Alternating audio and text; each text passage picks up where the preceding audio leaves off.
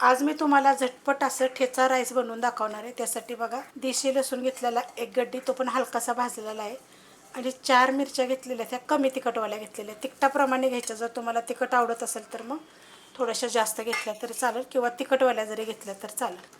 थोडीशी एकदम कोथिंबीर घेतलेली आहे, देठं पण घेतलेली आहेत कवळी कवळी त्याची। ह्याच्यामध्ये थोडासा तुम्ही पुदिना पण टाकू शकता, आणि मिरच्या पण मी भाजून घेतल्या, म्हणजे लसूण मिरची भाजून घेतलेली आहे। जिरं पण अर्धा चमचा घेतलेलं आहे, हलकंसं बघा भाजलेलं आहे, जास्त असं काळं बिळं करायचं नाही, हलकंसं भाजून घ्यायचं। त्यात टाकायचं आपल्याला चवीप्रमाणे मीठ। हे लक्षात ठेवायचं, आपल्या जर भात असेल शिळा भात म्हणजे रात्रीचा राहिलेला, त्याचं जर बनवत असेल तर त्याप्रमाणेच मीठ वापरायचं, किंवा ताजा भात वापरत असेल तर त्याच्याप्रमाणेच जरी मीठ वापरलं तरी पण चालेल। ह्याच्यामध्ये अर्ध लिंबू घेतलेला आहे, ते पिळून घेणार आहे, म्हणजे हे 1 चमचा ते 1.5 चमचा आपल्याला लिंबाचा रस घ्यायचा आहे। लिंबाचा रस मी पिळून घेतलेला आहे। अर्धी वाटी शेंगदाणे ते पण मी भाजून घेतलेले आहेत। आता ह्याला काय करायचं माहिती आहे का, बंद चालू असं दरदर करायचे, पेस्ट बिलकुल नाही करायची। बंद चालू करून दरदर करून घेतलेलं आहे। तुम्हाला जर अजून मोठे शेंगदाणे पाहिजे असेल ना, तर मग बाहेरच कुठून जरी टाकले तर चालतील, नाही तर एकदाच बंद चालू केलं तरी पण चालेल। तवा मी गरम करत ठेवलेला आहे, त्यामध्ये तेल काढून घेऊया। तेल जर नको असेल तुम्हाला तर तूप जरी वापरलं तरी पण ह्याला चालू शकतं,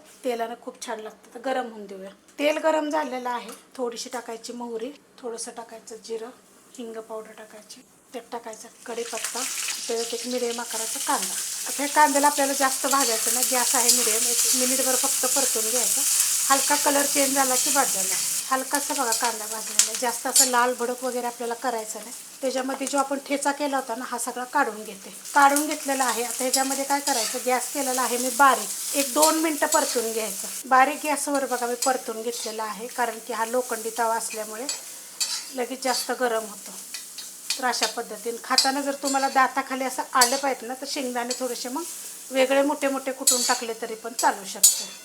आता हा भात बघा कोलम तांदळाचा आहे, असा मोकळा मोकळा एकदम आहे, आता काढून घेते।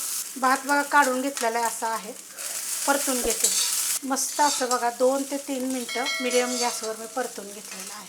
इतका छान लागतो ना। कधी काय होतं माहिती आहे का, अशी तब्येत ठीक नसेल किंवा काय असं वाटलं की ना आपल्याला जेवण जात नाही, तर अशा पद्धतीत करायचा, खूप छान लागतो।